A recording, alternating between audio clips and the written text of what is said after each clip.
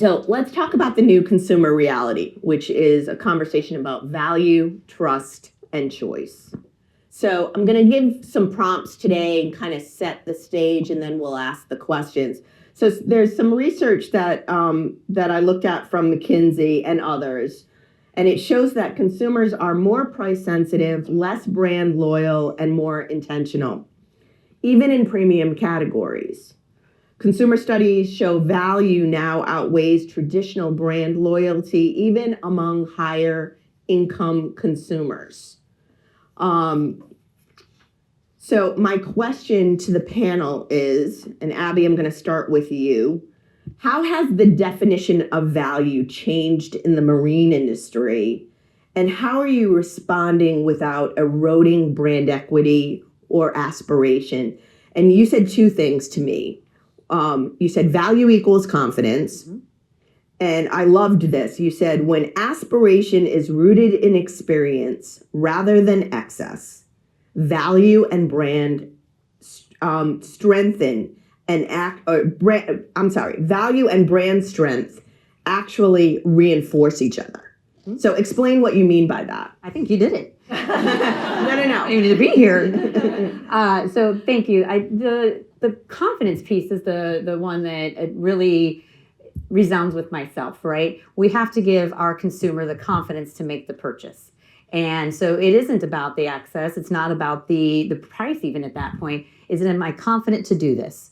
Do I have the education of how to use it? Do I have the education on how to finance it? Do I have the education on how to service it afterwards? And do I have the education, where am I going to put it? Am I confident that I'm going to be able to do any or all of the things? And our brands, whether it's at the manufacturer level, whether it's at our dealership level, if it's at the service level, we have to exude that confidence to them and say, this is going to be a very simple process. We're here with you every single step of the way, from purchase to your second purchase, your third purchase. Those of you that are in dealerships, I know you probably have the sign up in your dealership that says, sales sells the first, service sells the rest, right? And so you have to, it's not just that first transaction. It's the confidence that you are going to have many transactions because you have found the partner to make this simple for you. Yeah, it's a long partnership all the way through. The after sale is as important, if not more important than... It's more important, right? We can do any transactions. There's thousands of transactions, fingers crossed, happening down on the floor, right? This week, thousands of them will transact. It's those next steps that are the super important piece. How do I feel? And how did you make me feel? Did I just become part of a family, or am I going to stop by somewhere later on next week and just hook it up to my truck and drive away? Exactly. It goes back to the Maya Angelou statement. People don't remember what you said or what you did. They remember how you made them feel. Exactly. So Lauren, you had said, you had talked to me about what consumers are willing and not willing to compromise on, mm-hmm. and that they're asking more of a single boat. Mm-hmm. So if you want to expand on that. Yeah, I completely agree with the points Abby made. I would add, in terms of creating value in this industry, even though some of our buyers are less price conscious, especially on the premium side, mm-hmm. there are still some ways you can create value without just doing discounting. For example, we're seeing more consumers looking for more versatile boats, where in the past you might have had a fish and a towboat, and now you want a fish ski boat. Or same thing actually in the dayboat category, the hybrids and crossovers, where you want more versatile experiences out of every moment on the water. The other thing I think in terms of increased versatility is reliability.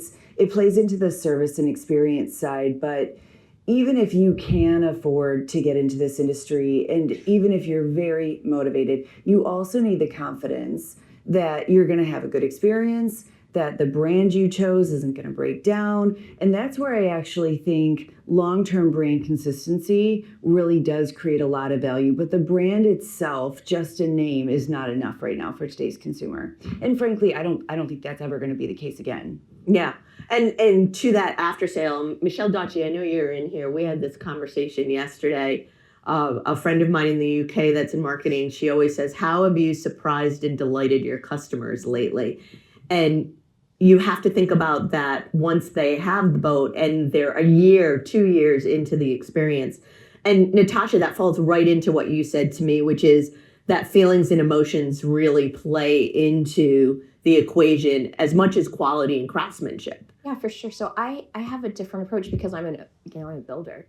And so I want to bring people into our brand and I want them to stay. Mhm. And the way to do that is, especially for a luxury buyer, is you really have to promote your craftsmanship, your attention to detail, but it's about that feeling for MJM. It's the feeling that somebody gets when they step aboard an MJM and the confidence that they know that they are joining a family. Yes, they're buying a boat from a dealership, but they're joining an MJM family, and MJM is going to stand behind their product. We're going to have experience with them, and we're going to follow up, ask them, how are you using your boat? How are you enjoying your boat? What could we do different? It's really, it's developing a relationship with our customer through our dealerships, of course, but it's through that emotional attachment is, I think, how buyers are going to feel that there's real value behind a brand.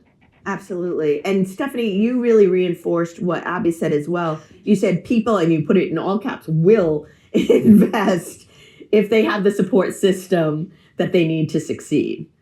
So talk about the support system. Where do you think the most important pieces are that they need in that succession? You know, I'm going to get into that in one sec, but I want to back up and say I think the key thing across all of what we're saying is the research. Like, we need to be all looking at consumer insights all the time, you know, beyond our own brands and within our own brands. There's so many insights that say the why. Why is this happening? People are getting inundated with messaging.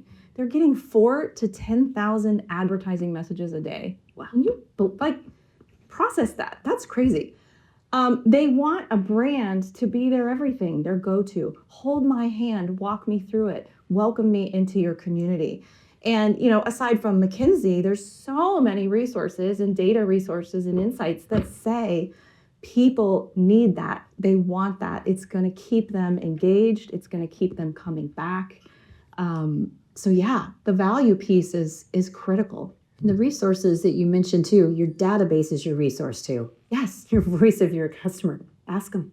They're Absolutely. there. Yes. And you know how proud they are when you ask your customer their opinion? You're like, they asked me.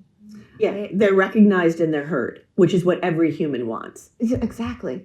And the specific kinds of support that have come up in our research as that are important to people, tell me how to do this.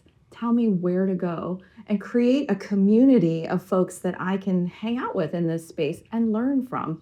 So, you know, it's changed. It's really shifted from what do I get for my money to what is the whole holistic value. Yeah, the whole ecosystem. Mm-hmm.